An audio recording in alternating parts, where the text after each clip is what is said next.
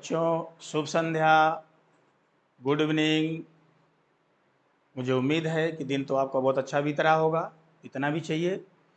क्यों बीत रहा है, इसके पीछे बहुत सारे आपके कारण होंगे। आप अपने स्वयं के कारण को जानिए, लेकिन एक पढ़ाई का जो कारण है, उसका कारण आपका ये है, सत्यम क्लासेस। इनके दिए हुए बोध, दिए हुए ज्ञान को निश्चित रूप से आप अपने जीवन का आधार बनाते हुए आप आगे बढ़ते रहिए। मैं आपका हिंदी का शिक्षक राजकुमार विश्वकर्मा, जो हिंदी व्याकरण पढ़ा रहे हैं, उस कड़ी में आज हम आपको आगे ले चलते हैं। ये मुझे बड़ा, या मैं कह सकता, मैं बहुत गर्व के साथ कह सकता हूँ, बहुत अपने अंदर सुख की अनुभूति कर सकता हूँ, करता हूँ, कर नहीं सकता हूँ, करता हूँ, जो मैं यहाँ से आपको शिक्षा दे रहा हूँ। सत्यम क्लासेस में आपको शिक्षा दे रहा हूँ।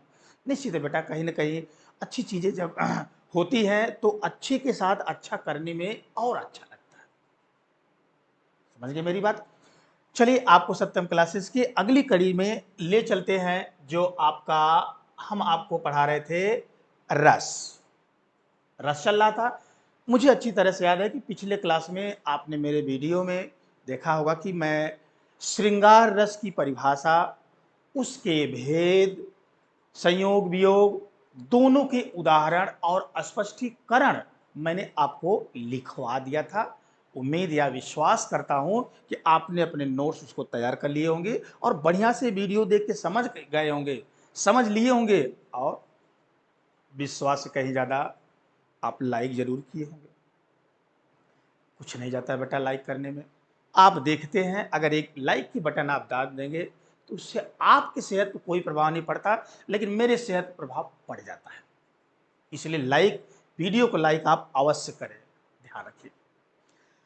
दो यानी श्रृंगार रस आपका हो गया था, और अब दूसरा रस जो आपको पढ़ाना है वो है करुण रस। करुण रस, हेडिंग लिख लीजिए, की परिभाषा।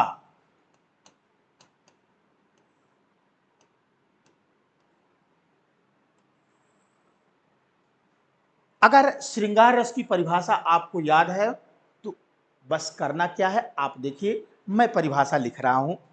करुण रस की परिभाषा लिखे, नोट बना लीजिए। जब विभाव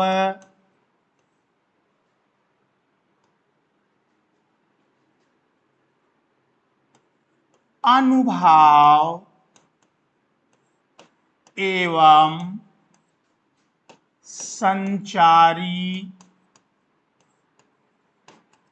भाव के संयोग से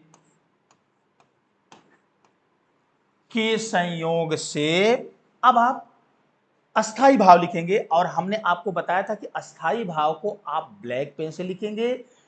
ब्लैक पेन से लिखने के बाद उसको आप या तो सिंगल इन्वर्टेड कामा में बंद कर देंगे, या तो अंडर लाइन कर देंगे, रेखांकित कर देंगे।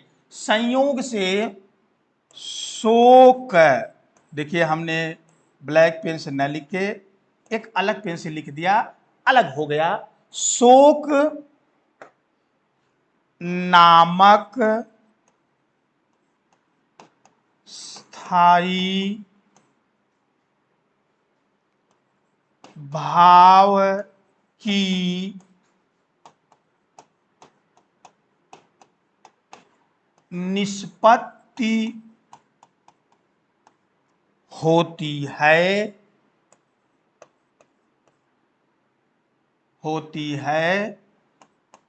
तो वहां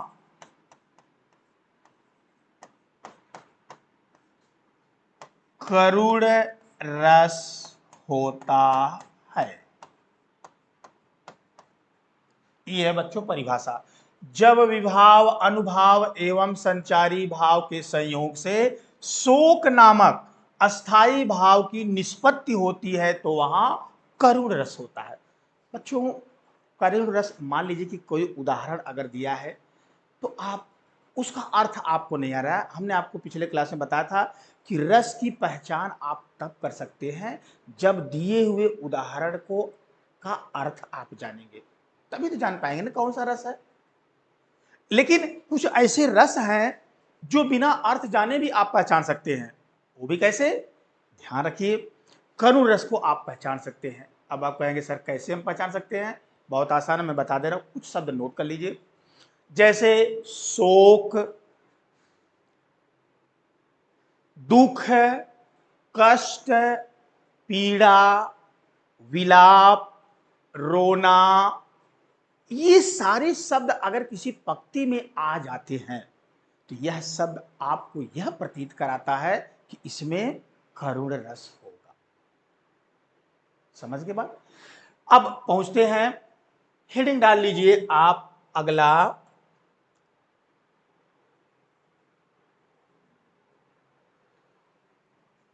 उदाहरण। हेडिंग आपकी होगी उदाहरण, और उदाहरण तो बहुत सारे भरे पड़े हैं बेटा। मैं दो उदाहरण आपको सुना दे रहा हूं, लेकिन दोनों में से एक ही लिखवाऊंगा, और वह भी हमने कहा था कि ऐसा उदाहरण याद करिए जो एक जगह ने दो जगह काम करे। तो आप दो उदाहरण सुन लीजिए। पहला है,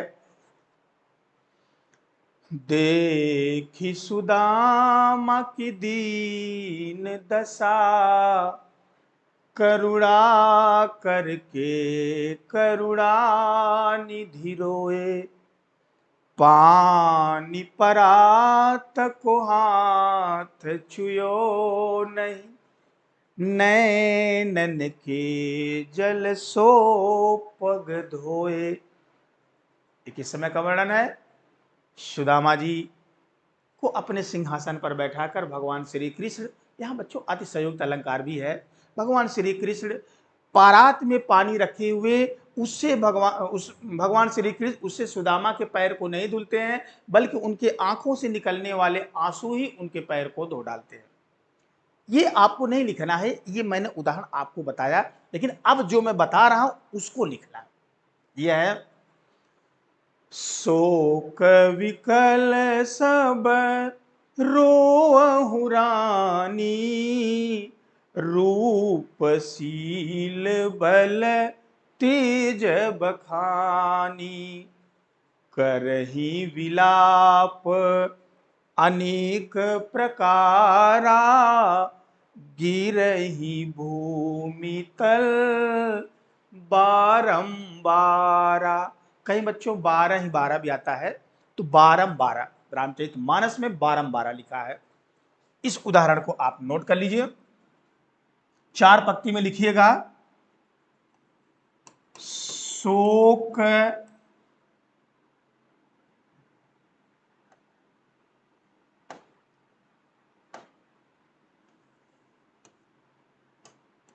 आपको लिखने की शैली मैंने बताया था ना, और लिखने की शैली यही थी कि इस जो भी निशान लगाते इसके आगे लिखिएगा। तो आप यहां से लिखिए, शोक विकल, गलत नहीं होना चाहिए क्योंकि ये चौपाई है, आप ये चौपाई छंद का उदाहरण भी लिख सकते हैं। शोक विकल सब रोवहि रानी, रूप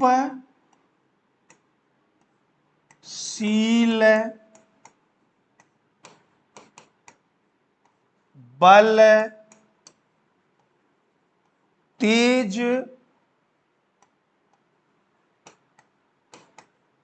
बखानी,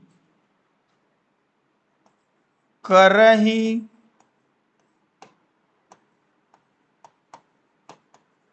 विलाप अनेक प्रकारा,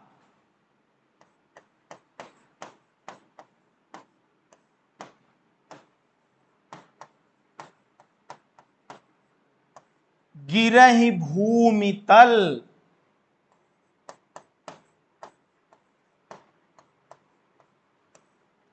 बारंबार। बच्चों ध्यान रखिए कि यहां मैंने उदाहरण लिखा और देखिए लिखने की शैली जहां से निशान हमने लगाया एक समान बराबर में लिखा, यहां भी लिखा, इस तरह आप भी करेंगे। समझ गए मेरी बात? अब आप इसका अर्थ जान लीजिए। बिना अर्थ जाने स्पष्टीकरण कैसे लिखेंगे? आप लोगों ने देखा होगा महिलाओं को रोते हुए, सभी लोगों ने देखा होगा, लेकिन महिलाओं का विलाप रोना भी कई प्रकार का होता है। दुख की बात करिए, ये नहीं कि कोई महिला किसी सुख में भी रो देती है, हम सब भी रुक देते हैं, कभी सुख की अनुभूति होती है तो आंखों से आंसू निकल आते हैं, लेकिन दुख में जो रोते हैं वो आत्मिक रोते हैं, भाव विभोर होकर रोते हैं। यही हाल है महिलाओं को। देखो कैसे रोते हैं वो लोग। उनकी एक आदत होती है कि अगर उनका इष्ट, इष्ट माने प्रिय, कोई मर जाता है और वह मरने वाला उस महिला को चाहे जितना दुख दिया हो, या यूं कह लीजिए कि वह इष्ट मरने से पहले भी उस महिला को इतना पीड़ा दिया है कि उसकी आप कल्पना नहीं कर सकते। लेकिन जब वही इष्ट यानी प्रिय उस महिला का मर जाता है तो महिला जब रोती है बच्चों, तो वो अपने हाथों को पटक पटक जमीन पर रोती हैं। वे अपने छाती पर अपने छाती पर पीट पीट कर रोती हैं। और क्या कह के रोती हैं पता है? उस मरने वाले के गुणों का वर्णन करके रोती हैं, उनके बखानों का वर्णन करके रोती हैं, कभी उसकी बुराई करके नहीं रोती। यही हाल है यहां। यहां क्या है? राजा दशरथ की मृत्यु हो जाती है। उनकी मृत्यु पर उनकी तीनों रानियां कैसे रो रही हैं देखो। शोक में व्याकुल, यानी विकल माने व्याकुल होकर राजा दशरथ की सभी रानियां रो रही हैं। राजा दशरथ की मृत्यु पर व्याकुल होकर, यानी उनके दुख में व्याकुल होकर सभी, यानी सभी रानियां रो रही हैं। लेकिन कैसे रो रही हैं? रूप राजा दशरथ की सुंदरता, शील राजा दशरथ के गुण, बल यानी ताकत, तेज के बखानों का वर्णन करती हुई रो रही है। और रोती हुई क्या कर रही है? करहि विलाप अनेक प्रकारा। वे सारी रानियां अनेक प्रकार से विलाप कर रही हैं। और विलाप करती करती क्या कर रही हैं? गिरहि भूमि तल बारंबारा, यानी पृथ्वी के तल यानी ऊपर वे सारी रानियां बार बार गिर जा रही है। अब देखो यहां दो शब्द आया है, यहां दोनों शब्द है। अब आप दोनों शब्द देख लीजिए, एक तो शोक ही है, दूसरा विलाप भी है, तीसरा रोवह शब्द भी है। और ये तीनों शब्द निश्चित रूप से ये प्रतीत करते हैं कि इसमें करुण रस है। तो इस तरह आप इसकी पहचान भी कर सकते हैं। अब इसका आप लिख लें स्पष्टीकरण। हेडिंग डाल लो बच्चा, स्पष्टीकरण।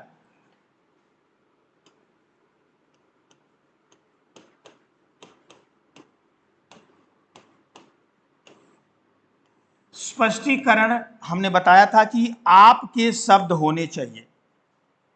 आपके शब्द के साथ साथ वाक्य ऐसा लगे आपने लिखा है। तो आपको मैं लिखवाता हूं, लिखिए उपर्युक्त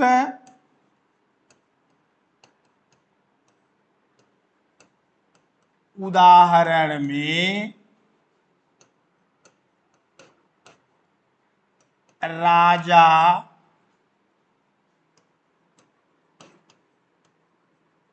दशरथ की मृत्यु पर उनकी रानियों के विलाप। उपर्युक्त उदाहरण में राजा दशरथ की मृत्यु पर उनकी रानियों के विलाप के कारण यहां करुण रस होगा। ये था बच्चों स्पष्टीकरण, यानी आपको करुण रस भी हो गया, परिभाषा हो गया, उदाहरण हो गया और स्पष्टीकरण दो हो गए। पहुंचते हैं बेटा आपको तीसरा, और तीसरा जो है वह है आपका, कोई भी रख लीजिए, वीर रस या हास्य रस, जो भी कहें। चलिए तीसरा आपका है वीर रस। वीर रस की परिभाषा। बच्चों कुछ बच्चे क्या करते हैं, बोर्ड पेपर एग्जाम में केवल वीर रस लिख देते हैं। अरे वीर रस का क्या लिखे हैं, उदाहरण है, परिभाषा है, इसलिए पूरा वाक्य लिखा करिए, पूरी हेडिंग डाला करिए, वीर रस की परिभाषा। अब परिभाषा में वही चीजें जो आपको मैंने लिखाया था, क्या, जब विभाव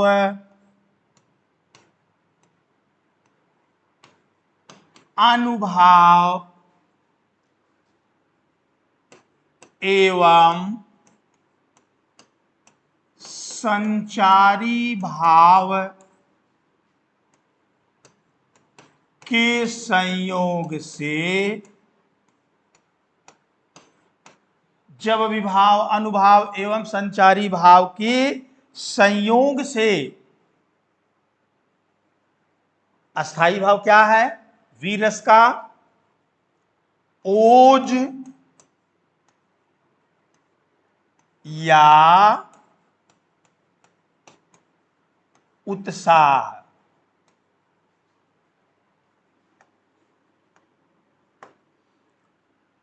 ओज या उत्साह नामक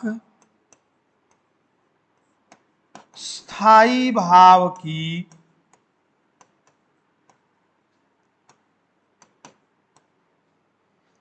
निष्पत्ति होती है,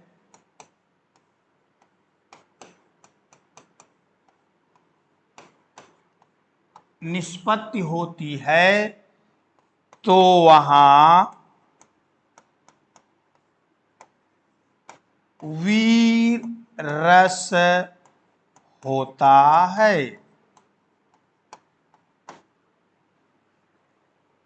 ये परिभाषा हो गई। अब उदाहरण, बहुत सारे उदाहरण जानते हैं बच्चों आप लोग, लेकिन उन्हीं उदाहरण को लिखिएगा जिसका आप स्पष्टीकरण अच्छे से कर सकें।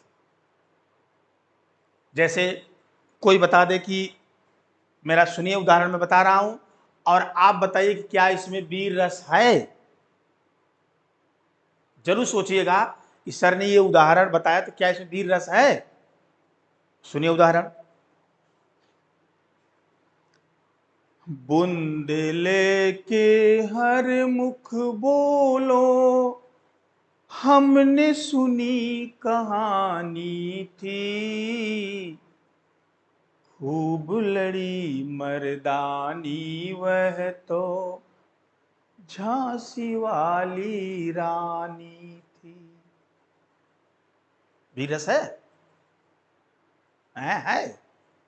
अच्छा, जब तक आपके शरीर में ओज या उत्साह न उत्पन्न हो तब तक कहां से वीर रस है। अरे वीर रस का उदाहरण तो है, नो डाउट, लेकिन मैंने इसको आपको करुण रस में सुना दिया ना। अब इसी को मैं सुनाऊं, बुंदेले के हर मुख बोलो, हमने सुनी कहानी थी, खूब लड़ी मर्दानी वह तो झांसी वाली रानी थी।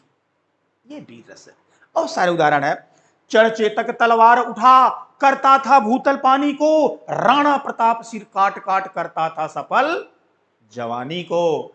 रणवीर चौकड़ी भर भर कर चेतक बन गया निराला था, राणा प्रताप के घोड़े से पड़ गया हवा का पाला था। मैं सत्य कहता हूं सखे, सुकुमार मत जानो मुझे, यमराज से भी युद्ध में तत्पर सदा मानो मुझे। अब एक तो आप वाला है, आपका बहुत है। वीर तुम बढ़े चलो, धीर तुम बढ़े चलो, सामने पहाड़ हो वापस घर लौट चलो। यही है लिखना मत इस तरह कि वापस घर लौट चलो। और सारे उदाहरण है बेटा वीर रस का। और उदाहरण का मतलब आप महाकवि भूषण का पढ़ा होगा, शिवा शौर्य, शिवाजी की वीरता उसमें भी है ना। निकसत म्यान त मयूखे प्रलभान कैसी, फारे तम तोम के गयंदन को जाल को। ये बहुत उदाहरण कमी नहीं है। आप कौन सा लिख रहे हैं, कोई भी एक उसको रट डालिएगा। तो हेडिंग उदाहरण,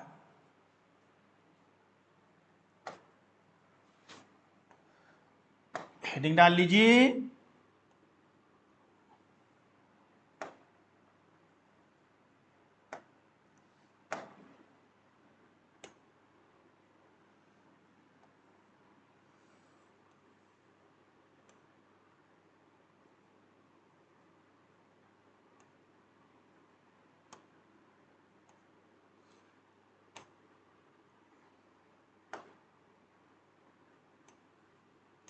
उदाहरण 4 पत्ती में उदाहरण हो, ध्यान रखिएगा। और वो 4 पत्ती में यहां से शुरू करिएगा। कोई एक लिख लो बेटा, चढ़ चेतक लिखवा दे। चलिए, चढ़ चेतक तलवार उठा,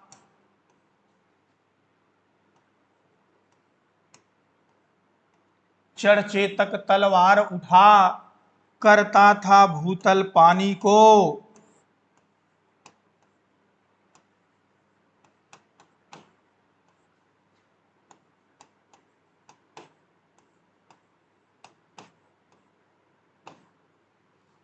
राणा प्रताप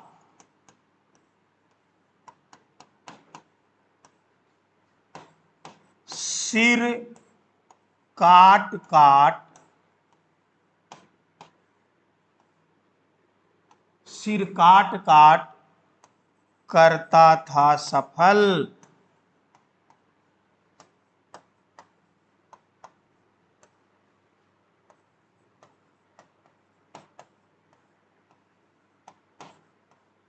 जवानी को। अर्थ तो आप जान ही रहे हैं, क्या है अर्थ इसका। चढ़ चेतक तलवार उठा, महाराणा प्रताप के घोड़े का नाम चेतक था, बताने की आवश्यकता नहीं है।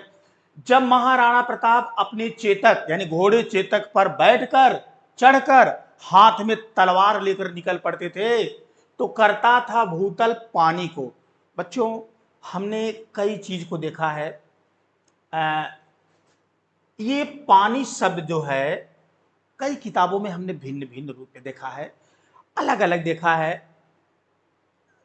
लेकिन आपको यहां बता दें, पानी शब्द का यहां जो अर्थ था वह इज्जत से था। इज्जत किसकी? बड़े बड़े राजा महाराजाओं की। तो अर्थ आपको सीधे बता दे रहे हैं कि वह महाराणा प्रताप जब अपने घोड़े चेतक पर चढ़कर हाथ में तलवार लेकर निकल पड़ते थे तो जिस प्रकार पानी भूतल यानी पृथ्वी के तल में चला जाता है और वह दिखाई नहीं देता, ऐसे ही महाराणा प्रताप को देखकर बड़े से बड़े राजा भी पृथ्वी के तल में पानी की तरह छिप जाते थे। राणा प्रताप सिर काट काट, और महाराणा प्रताप अपने शत्रुओं के सिर को काट काट कर वे अपने सफल जवानी, जवानी माने वीरता, अपनी वीरता को सफल करते थे। स्पष्ट हो गया? अगली हेडिंग आप लिख लीजिए स्पष्टीकरण।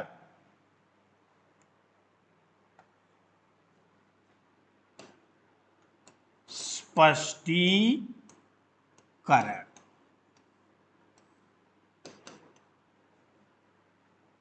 स्पष्टीकरण में बेटा उपर्युक्त या प्रस्तुत उदाहरण में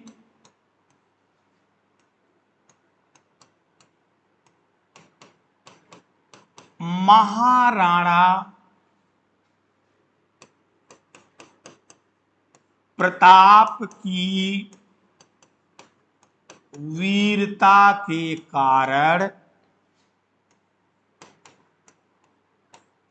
कारण यहां वीर रस होगा।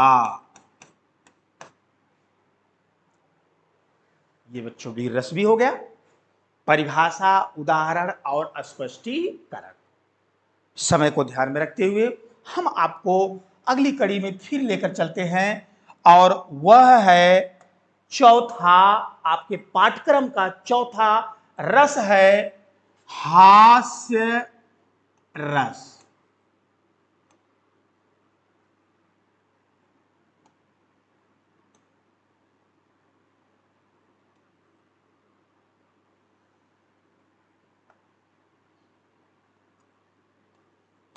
हास्य रस की परिभाषा।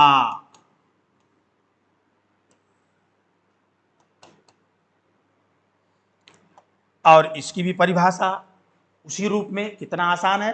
अब तो आपको मुझे लगता है कि वीडियो देखते देखते आपको परिभाषा सारी आ गई। अभी सारी रस की परिभाषा लिख ले तो आपको एक टेक्निक बताऊंगा। वह टेक्निक क्या होगी कि एक रस केवल आप रटना है, बाकी सब अपने आप आपको आ जाएगा, केवल उदाहरण अलग होगा। तो परिभाषा क्या होगी बेटा? जब विभाव, अनुभाव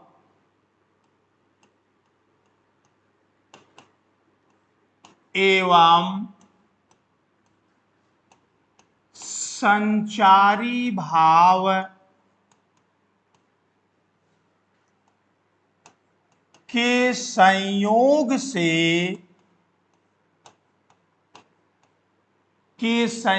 से हास्य, सिंगल इन्वर्टेड कामा, हास्य नामक स्थायी भाव की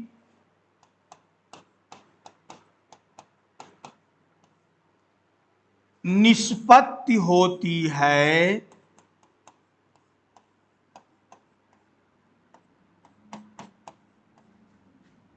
तो वहां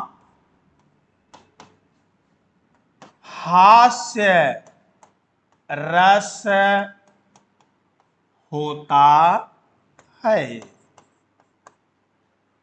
जब विभाव, अनुभाव एवं संचारी भाव के संयोग से हास नामक अस्थाई भाव की निष्पत्ति होती है, तो वहां हास्य रस होता है। ये तो परिभाषा होगी बेटा। उदाहरण लिख लीजिए। उदाहरण,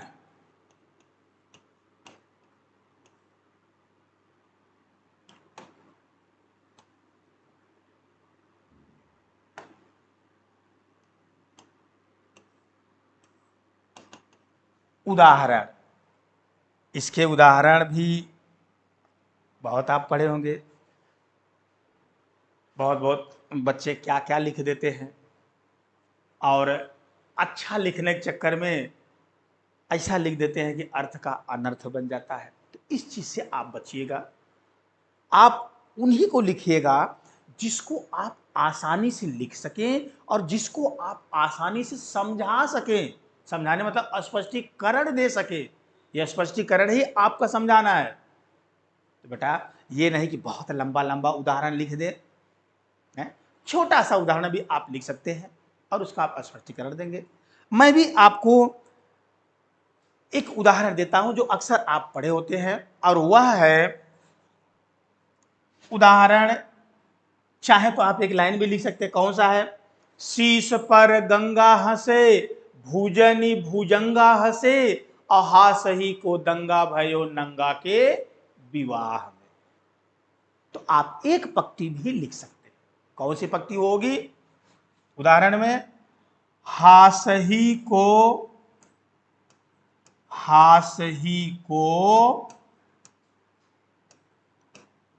दंगा भयो नंगा के विवाह में।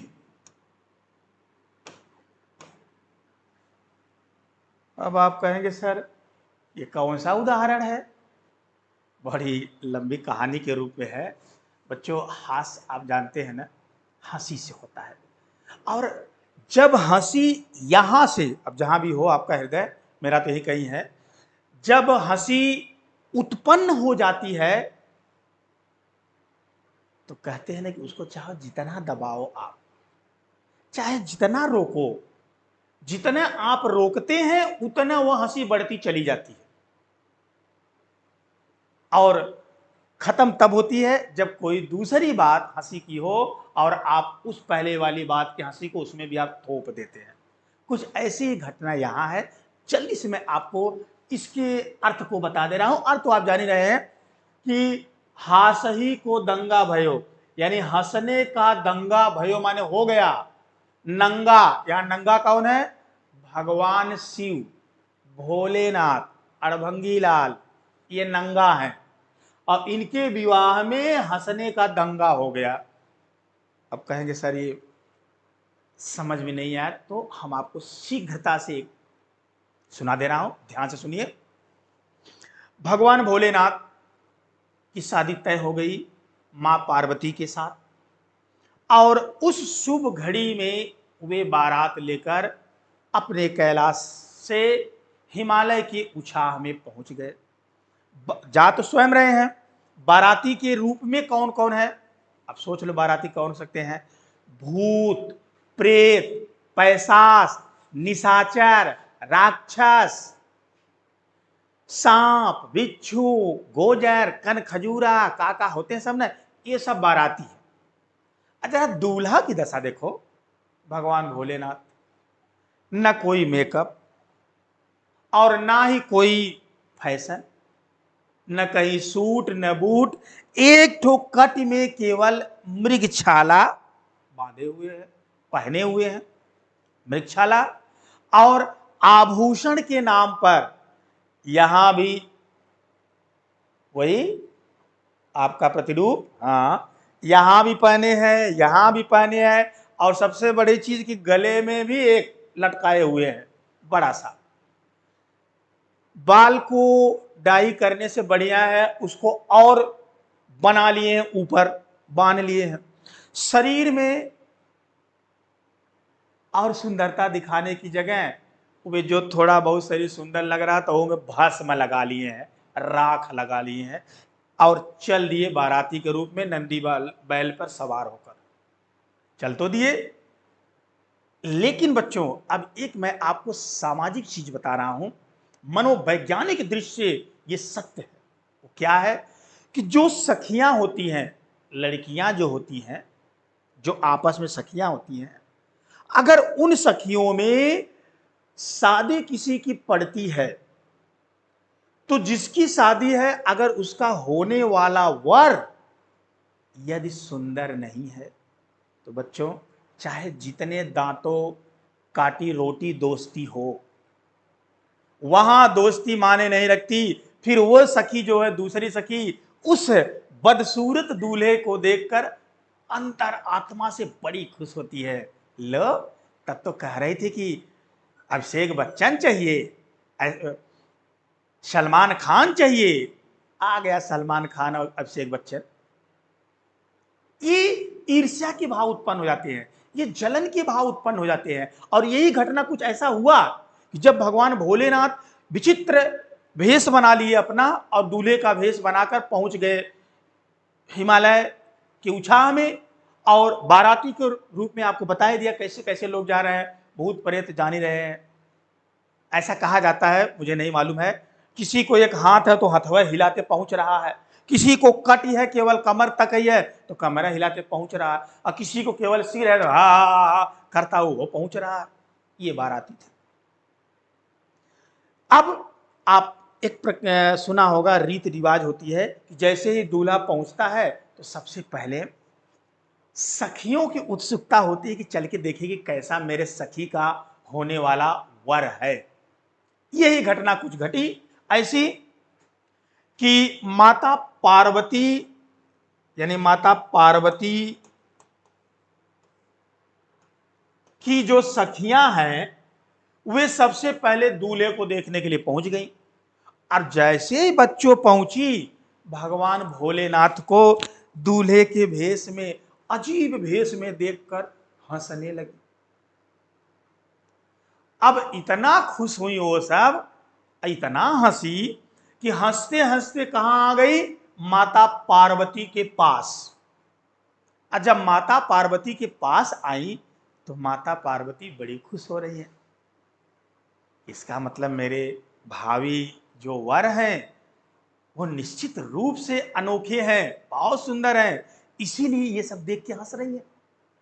अब मां पार्वती कारण नहीं पूछ रही कि तुम लोग हंस क्यों रही है, बस उनका हंसता हुआ देखकर माता पार्वती भी हंसने लगी।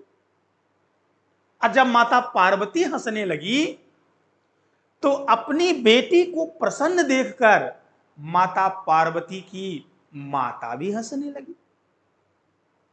सखियां हंसी, माता पार्वती हंसी, माता पार्वती हंसी तो उनकी माता भी हंसने लगी। अब घर की मालकिन जब हंसने लगी तो आए हुए सारी स्त्रियां जो मेहमान के रूप में थे वे माता पार्वती की मां को हंसता हुआ देखकर वो भी हंसने लगी। लेकिन बच्चों कोई कारण जानने का प्रयास नहीं कर रहा है कि आखिर हंस क्यों रहे हैं। अब वो हंसने लगी, सारे महिलाएं हंसने लगी।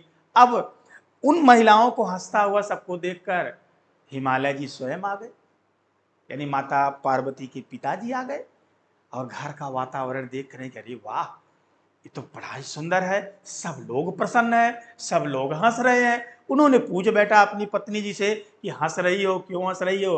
अब वो कुछ जाने तब तो बताएं क्यों हंस रही है। अब उनका हंसता हुआ देखकर, माता पार्वती का हंसता हुआ देखकर भगवान ये हिमालय जी भी हंसने लगे। अब जब वो हंसने लगे तो उनको हंसता हुआ देखकर आए हुए सारे मेहमान हंसने लगे। जब सारे मेहमान हंसने लगे तो कुल मिला के जितने वर पक्ष के लोग थे सारे लोग हंसने लगे। अब जरा देखो, जब वर पक्ष के सारे लोग हंसने लगे तो जिनका सीना 58 इंच का 66 इंच हो गया था, कन्या पक्ष के लोग हंस रहे थे, तो जिनका सीना 58 इंच यानी वर पक्ष वालों का था वो का पीछे रहेंगे। अब उन लोगों के मन में ये आया कि हमारे बाराती ऐसे हैं, इन्हें देखकर हंस रहे हैं। तो कन्या पक्ष के सारे लोग जब हे हंस रहे थे तो वर पक्ष के लोग कैसे हंसना शुरू कर दिए, हा हा हा हा हा, बड़ी तेजी से वो हंसना शुरू कर दिए। अब देखो, कन्या पक्ष पहले ही हंस रहा था, उनका देखकर वर पक्ष भी हंसने लगा, यानी सारे लोग हंसने लगे। तब भगवान भोलेनाथ सबको हंसता हुआ देखकर वे मंद मंद मुस्कुराने लगे। और जब मंद मंद मुस्कुराने लगे तो पहली पंक्ति हमने बताया था ना कि शीश पर गंगा हंसे, भगवान सिर पर, भगवान शिव के सिर पर जो मां गंगा थी वह भी हंसने लगी। शीश पर गंगा हंसे, अब भुजनी भुजंगा हंसे, भुजनी माने सरपिड़ी नागिन, अब भुजंगा माने सांप नाग, यानी भुजनी भुजंगा हंसे। भगवान शिव के शरीर में जितने भी सांप और सरपिड़ी यानी नाग और नागिन थे वह भी हंसने लगे। और हा सही को दंगा भयो नंगा के विवाह में, और भगवान भोलेनाथ के विवाह में हंसने का दंगा हो गया। ये कहानी थी। 1 मिनट और आपको समय हम दे दें। अगली हेडिंग में लिख लीजिए स्पष्टीकरण, और हेडिंग डाल लीजिए बच्चों स्पष्टीकरण।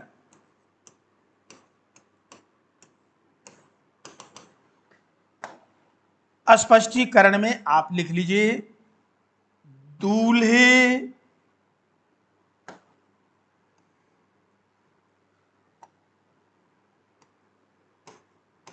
दूल्हे के विचित्र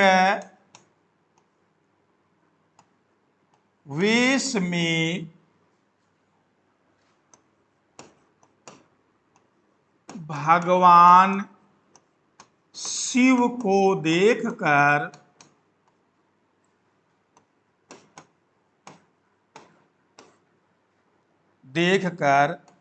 लोगों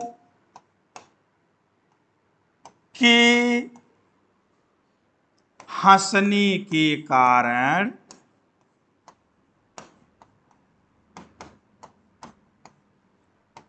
यहां हास्य रस होगा। ये था बच्चों स्पष्टीकरण। अब एक और बचता है शांत रस, उसको हम फिर आपको नेक्स्ट क्लास में बता देंगे, और बता के फिर अग्रिम में आपको बताएंगे कि पुस्तक उठाते हैं, पुस्तक या जो भी होगा हम आपको बताते हैं। थैंक यू बच्चों, थैंक यू वेरी मच। बस ध्यान रखिए, वीडियो अवश्य देखें, लाइक करिए, और अपने लोगों को भी कहिए कि सभी लोग इसको देखें, क्योंकि देखने से हमने कहा कुछ होने वाला नहीं, बल्कि आपका बोध ही बढ़ेगा, आपका ज्ञान ही बढ़ेगा, निश्चित रूप से बढ़ेगा, ये मेरा विश्वास है। इसलिए आप वीडियो देखें, लाइक करें, और लोगों को सबको कहें कि सारे लोग इस चैनल को देखें। चैनल का नाम पता ही है आपको, सत्यम क्लासेस प्रयागराज। अपने आप जाइएगा यूट्यूब पे, सत्यम क्लासेज प्रयागराज डालिएगा, सारे सब्जेक्ट के आपको वहां मिल जाए। ओके बेटा, थैंक यू वेरी मच।